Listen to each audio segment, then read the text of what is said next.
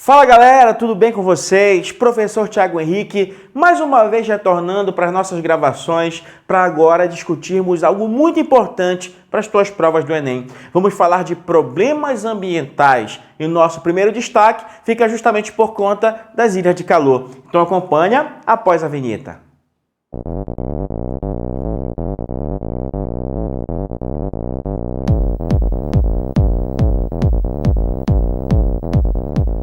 Bom, galera, as ilhas de calor são fenômenos tipicamente urbanos, então eu preciso identificar as suas causas, preciso identificar quais são as suas consequências e, logicamente, preciso identificar algumas intervenções possíveis. Geralmente no teu Enem, esse tópico de conteúdo, que na verdade é um objeto de conhecimento, ele é cobrado nas tuas competências 4 e competência 6. Mas já aconteceu algumas vezes de ocorrer interpretações em gráficos ou também análise de imagens e trazer essas informações nessas imagens, eles acabam trabalhando a tua competência 2. A tua habilidade 6, que é a interpretação de gráficos e assim por diante. Mas, no geral, a gente vai destacar a tua competência 4, as técnicas e as tecnologias, e vamos destacar a tua competência 6, a tua capacidade de intervir, de entender esses problemas urbanos. E, nesse caso, falando de natureza, relação homem-natureza, começo com você justamente com um fenômeno tipicamente urbano, que nós vamos destacar aqui com o nome de ilhas de calor. E todas as vezes que vocês ouvirem falar das ilhas de calor, entende que essas ilhas de calor, elas recebem outros nomes. Essas ilhas de calor podem aparecer para vocês com outros nomes. Pode aparecer para vocês algumas outras denominações. Por exemplo, é possível que ilhas de calor apareça para vocês com o nome de microclima urbano. Tá? Então não te assusta se na tua prova aparecer o termo microclima urbano. Na verdade, uma anomalia que ocorre nas cidades. E, logicamente, que nós precisamos identificar as causas dessas anomalias. Precisamos saber por que ocorrem as ilhas de calor e quais são as suas consequências. Para nós iniciarmos e falarmos das consequências relacionadas às chamadas ilhas de calor, entende comigo o seguinte. Ilha de calor representa um aumento da temperatura média em algumas áreas urbanas. E isso acontece a partir de algumas causas específicas. Mas inicialmente, identifica comigo uma coisa. Esse fenômeno chamado de ilhas de calor, ele é um fenômeno tipicamente antrópico. Então eu vou colocar que ele é um fenômeno antropogênico. O que significa quando nós falamos que esse fenômeno representa um fenômeno antropogênico? Que a gênese dele é humana, ou seja, não teria esse fenômeno ou ele não ocorreria se não fosse a ação dos seres humanos, o processo de urbanização. Então esse fenômeno está intrinsecamente ligado ao processo de urbanização, ou seja, a instalação de aparatos técnicos urbanos nas cidades e justamente esses aparatos técnicos urbanos acabam influenciando diretamente no clima daquela área, acabam influenciando diretamente nas temperaturas médias daquela região. E o que esses aparatos urbanos trazem para a gente como informação interessante de modificação desse espaço? Primeiramente, quando tu andas pelas cidades, tu percebe que as cidades em si, em sua maioria, eles sofrem ou elas têm um processo vigente de pavimentação asfáltica. Então, essa pavimentação asfáltica também pode ser chamada aqui, ó, nesse processo de urbanização, de impermeabilização, tá? A impermeabilização do solo.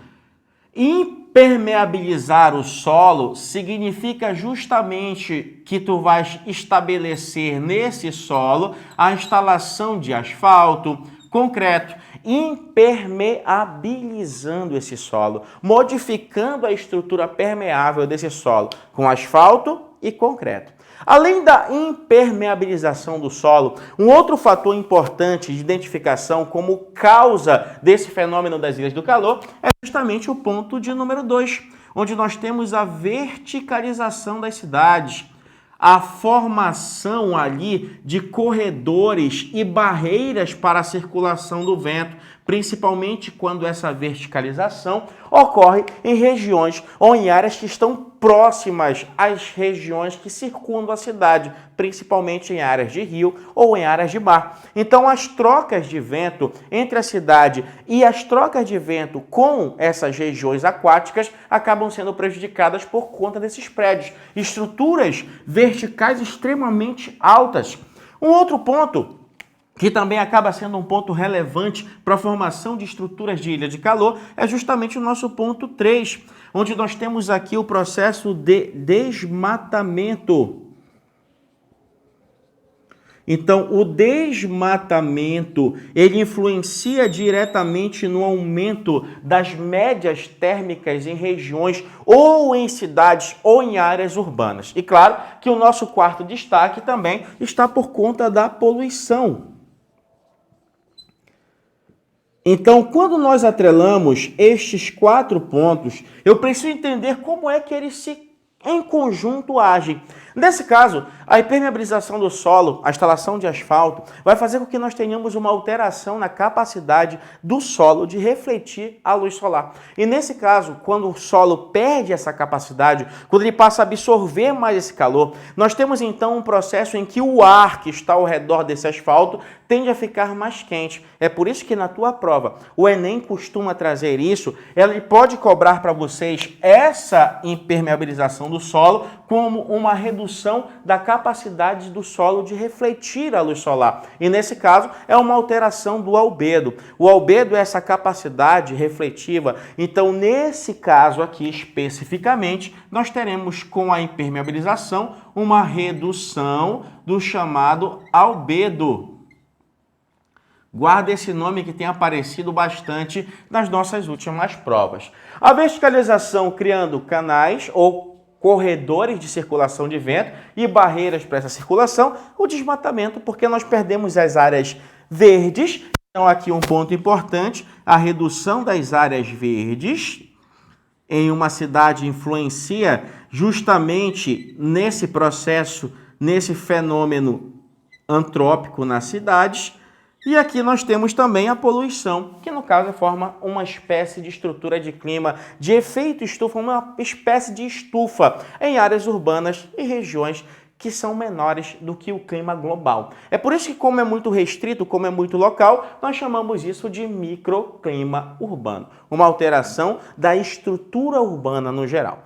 Nesse caso, o que acontece? Acompanha comigo. Vou colocar uma ilustração aqui do lado para vocês poderem acompanhar melhor e poderem ver como um gráfico poderia ser cobrado de vocês para nós falarmos justamente das consequências de tudo isso. Tudo bem?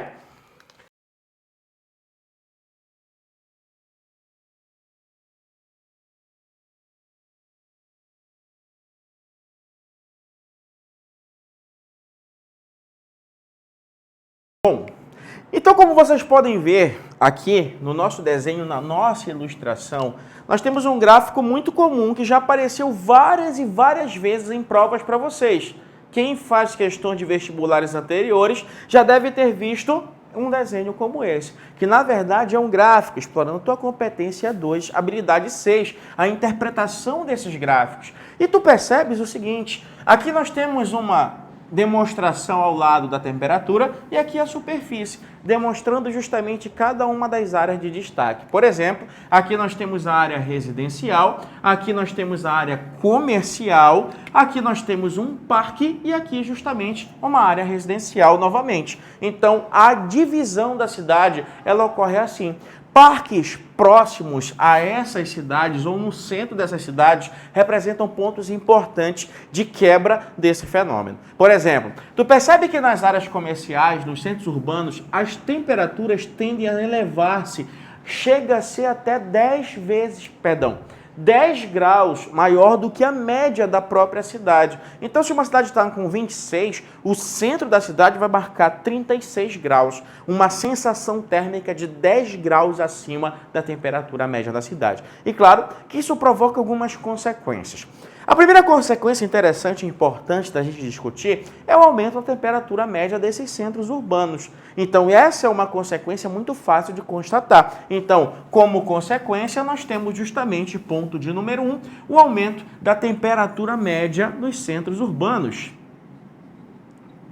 Certo? Então, nós temos o aumento das temperaturas médias.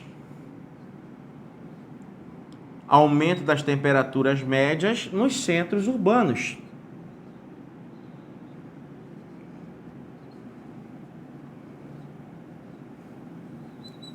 E esse aumento, como eu falei para vocês, ele pode chegar até a casa ali dos 10 graus de diferença entre a média térmica e essa média que vai justamente expandir.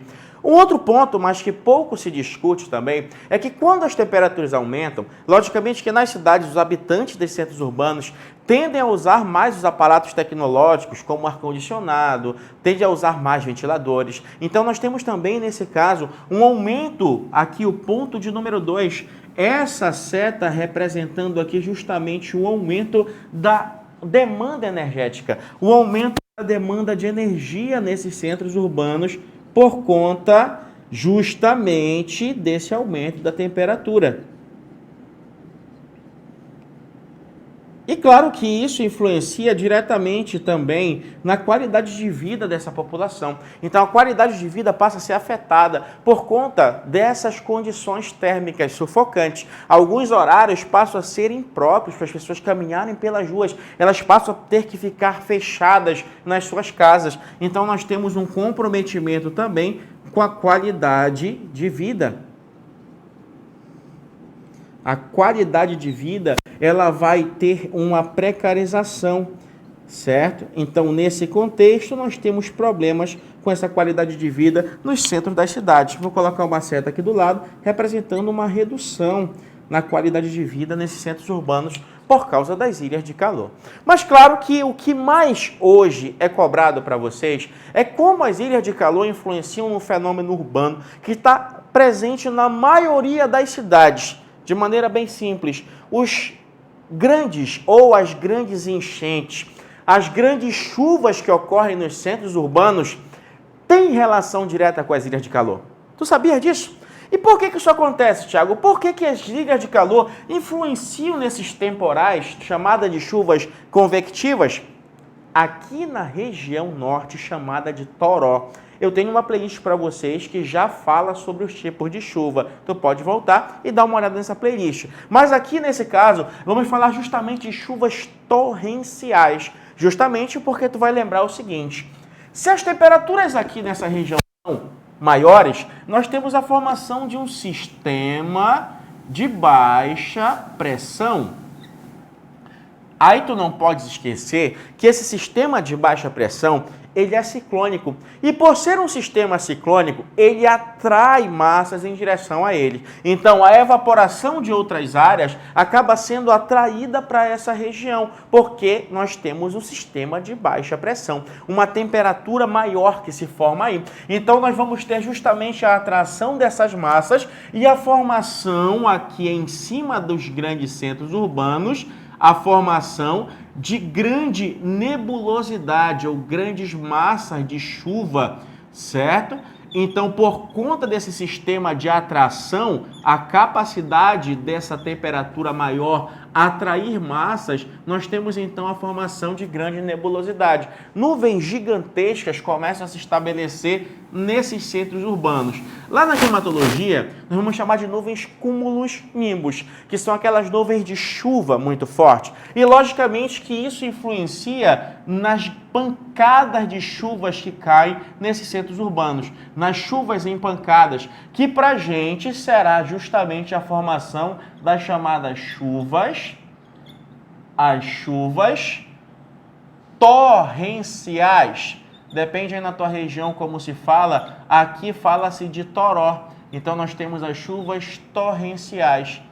Essas chuvas torrenciais, ou as torrentes de chuva, também conhecida como chuva convectiva, elas provocam algumas consequências. Uma das principais consequências é a consequência de número 4, colocando aqui para vocês. Uma consequência de número 4 das chuvas fortes que caem na cidade é justamente aqui os alagamentos.